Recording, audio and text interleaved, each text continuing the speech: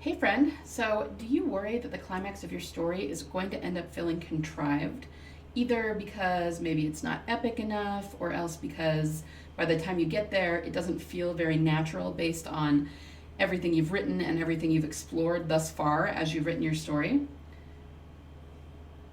So, you want it to feel really epic and know that it's an inevitable end to your story, but you're not sure how to make it that way? I've gotten this question a couple of times, and if you've ever struggled with this episode is for you. I'm going to go over 4 surefire ways to make sure that your climax feels inevitable for your story.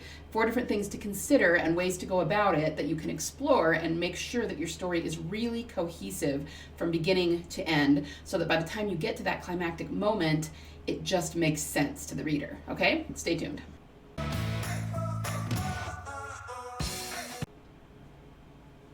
Okay, well, first of all, let's talk about what is a climax or climactic moment. As with many things, there are a lot of authors out there who just think that the climactic moment is about high action. Now, you've heard me harp on this before. High action, and by that I mean, running, jumping, fighting, sword fighting, fist fights, all of that. That's what I mean by high action. It's not really what your climactic moment should be built on. And don't get me wrong, I know I harp on this a lot, and so I don't want anyone to think that I am down on those things. Sometimes the high action is exactly what makes the story really fun to write and really fun to read. But all I'm saying is that they should be an addition to any scene that just makes it fun and kind of ups the stakes and keeps the reader really engaged. But they shouldn't be what your scene is built on. Any scene, okay? Your climax, of course, but any scene, okay? Because your scenes need to be built on a deeper sense of story.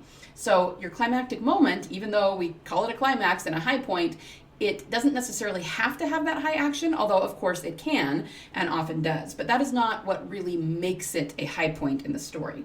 There are basically 3 elements that need to be present in order for your climactic scene to work, okay? So get out a paper and pen if you possibly can and write these down. Don't do that if you're in the car or something driving. Okay, so the first thing is that there needs to be a showdown between your hero and your villain or antagonistic force, whatever form that takes in your particular story, okay? So from the beginning of the story until you hit that climactic moment, you're kind of building toward when the hero is going to actually have a showdown with their arch nemesis, okay? That needs to happen in your climactic moment.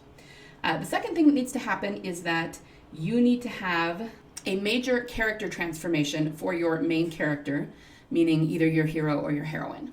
I'm going to talk more about this in just a minute, but if you have a dynamic character that is going to change, and we all know that we need that in our story, this is where the biggest part of the change happens. Something needs to go on here that we see a major change in the character, and it's going to happen somewhere around the climactic moment. Sometimes it happens right before, sometimes it happens right during, and sometimes it happens a little after, but it just kind of needs to be in conjunction with the climax of your story. We need to see that character transformation. And the third thing is that the hero or heroine, the protagonist, their world needs to change in a big way. And usually these things are all very, very connected, okay? Whatever their character transformation is, that is going to change their world. And generally, the catalyst for that transformation and change is going to come through the face-off with their, arch nemesis, with the villain or the antagonistic force. So these things are all related. But if you don't have them, if any of these elements are missing from your climax, your story's going to feel like it falls a little bit flat at the end. So you need to make sure that they are all there.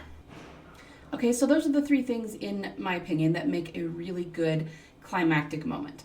But why is the climax of a story so hard to write? As I said, I've gotten this question from more than one person, and I know that it's something that a lot of people struggle with. And hey, I've been there. Especially when I first was trying to do the end of my first series that I'd ever done, I realized that I had a fear of endings, and I didn't exactly know how I was going to end things. It can be really hard. So why is a climax so difficult to write?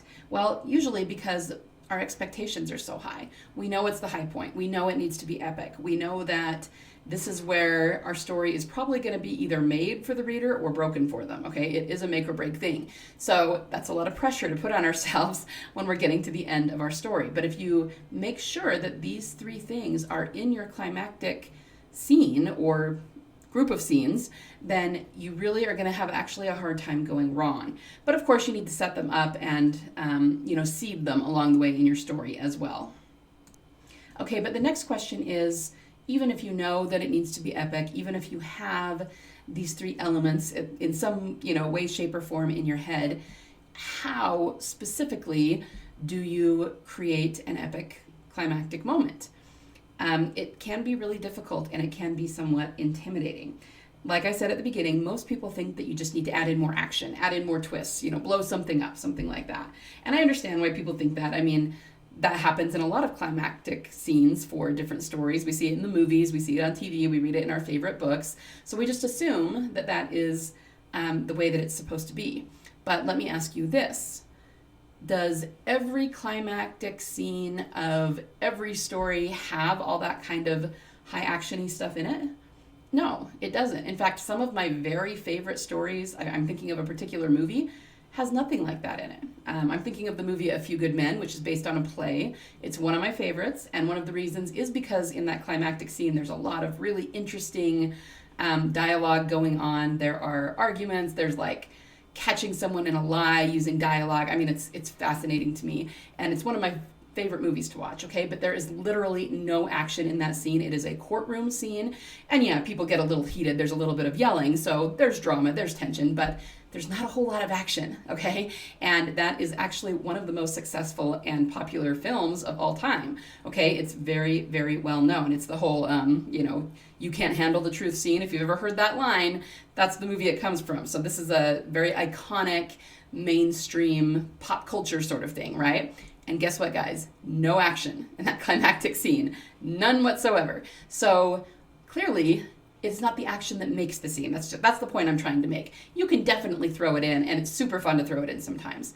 But you need to understand the bedrock of your story to create your climax, and then you can add in things like action and explosions or anything else that you might want in there.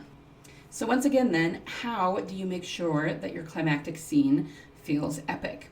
Well, there are several different ways that we're going to go over, but I'm going to give you two sort of magical words when it comes to story creation. Storycraft, getting your story figured out. Two words, are you listening? These are very important, and if you use them in your storytelling, it's going to be a whole lot easier for you moving forward. The two words are reverse engineering. If you want your story to feel cohesive, if you want to make it feel like, you sat down at the keyboard, started writing in chapter 1, and kept on going until the end of the last chapter straight through. I don't know anybody that actually writes stories that way, but a really well-written story will feel like that's what you did. Like from the very beginning, you knew what the ending will be. And I'm not saying you actually have to know that when you're writing it, but it should feel that way when you're finished. And reverse engineering is the key to making it feel that way. So once you have your climactic scene figured out, once you know how your character is going to change, once you have figured out the ending of your book, all you have to do is work backward from there. Your beginning should be 180 degrees from your ending. So if your character is strong at the end, they need to be weak at the beginning. If your character is in love at the end, they need to be either alone at the beginning or perhaps in a loveless or toxic relationship of some kind, right? You just always need to make sure that that change is there. But if you know where you're going to end up, it's not that hard to figure out where you're going to start. And then you can just sort of put landmarks in between, and so that you're moving consistently from how your character is at the beginning or your world or whatever we're talking about until where it is at the end, right? So reverse engineering is very, very important. And that is one way in which you can make sure that your climactic moment feels epic and feels inevitable, because if you started one way and you moved slowly, step by step, toward what's going to happen at the end, it just feels very cohesive. It feels like that is the natural thing to do, and the story could not have ended any other way. So that's a big one when it comes to craft. Okay, but when it comes to actually, what is going to happen in your climax in order to make it feel this way, I talked about 4 different things that you need to consider, and if you make sure that these are all in alignment, then you can't help but have a really epic and fitting climactic moment to your story, okay? The first is what is known as cause and effect. When you write your scenes, you need to use cause and effect, and this is something that I teach. You need to make sure that one scene inevitably leads to another, that what happens in one means that the next scene could not have happened any other way. And this does take a little bit of work, okay, because this is the difference between writing a whole bunch of different scenes and just sort of stringing them together, and actually using a cause and effect approach to your story so that it's like a domino effect. Okay, one thing leads to another, to another, to another, and there is literally no other way the story could have ended. Okay, if you will do the extra little bit of work to do that, then of course it's going to extend to your climax. It will be the only way your story could ever have ended or been resolved. So that's the first thing. The second thing are the stakes. If your climactic moment does not feel epic enough, then maybe you don't have quite enough going on in your story. Now, don't get me wrong, there's nothing wrong with writing a simple, uncluttered narrative, if that's what you want to write. But if your climactic moment feels like it's a little bit lacking, then maybe your stakes simply aren't high enough to keep the reader's attention. So let's look at an example. I thought about Moana. So at the end of Moana, the biggest thing is that she's going to be facing down this lava monster, right? That's pretty epic stakes. It's a scary monster, and it's much bigger than she is and much more powerful and all that. But that's not even the only thing that's at stake, okay? It's not just that she's facing down a monster. It's that if she doesn't figure out some way to win, her family is going to be in danger, her island is dying, and her whole way of life is being threatened, okay? So that's a whole lot more than just somebody who decides they want to take on a monster, okay? I mean, in another setting, that could just be a bravado, proving oneself sort of thing, and nothing wrong with that, but these are very high stakes. If she doesn't figure this out, people she loves and her whole way of life is in danger. Okay, so if your climactic moment is feeling like it's not quite as epic as you want it to be, if it feels like it's a little bit lacking, then maybe you need to consider ways that you could raise the stakes to make it that much more tense for the character and therefore for the readers, and make them even more invested in your character winning, because without that, a lot's going to go wrong, and of course, your readers are invested in your character and want them to be able to win. But if the winning isn't really worth the scene, then at that point, they're probably not going to finish your book, and of course, that's not what you want. Okay, so make sure that your stakes are sufficiently high. All right, the third thing is your character transformation, and I talked about this earlier. We need to see your character change and grow. We need to see them overcome themselves in some way in order to overcome that villain or antagonistic force. Now, this is not something you should be starting to think about in the climactic moment. You should have this in mind from the very beginning of your story. As I talked about earlier, whatever happens at the end, your character should be 180 degrees in the opposite place at the beginning. So a good example of this are Christopher Nolan's Batman movies. I was thinking about the first one in particular, which is called Batman Begins. It starts off with Bruce Wayne not being Batman yet, and he's very, very weak. He's weak physically, he's weak emotionally, spiritually, all ways, okay? He's borderline pathetic at the beginning. And then we see his transformation into Batman, and of course by the end he is the very strong, powerful superhero Batman that we all know and love. But he had to start in a place of weakness in order to reach that place of strength. Another thing you can do is make sure that the reader sees a change in what the character decides. So chances are, in this climactic moment, when they are battling their arch nemesis in whatever way, whatever form that takes in your story, they're going to have to make a decision at some point. And I think it's very effective to show them make that decision earlier on in the story, whether it's at the beginning or somewhere along the way. And then by the time they get to the climactic moment, they make the opposite decision. They make something different, and it's because they have changed. That's part of their transformation. Okay, so before I get to the final one, because I think it's the most important, let's go over those first three again. You want to use cause and effect to plan your story.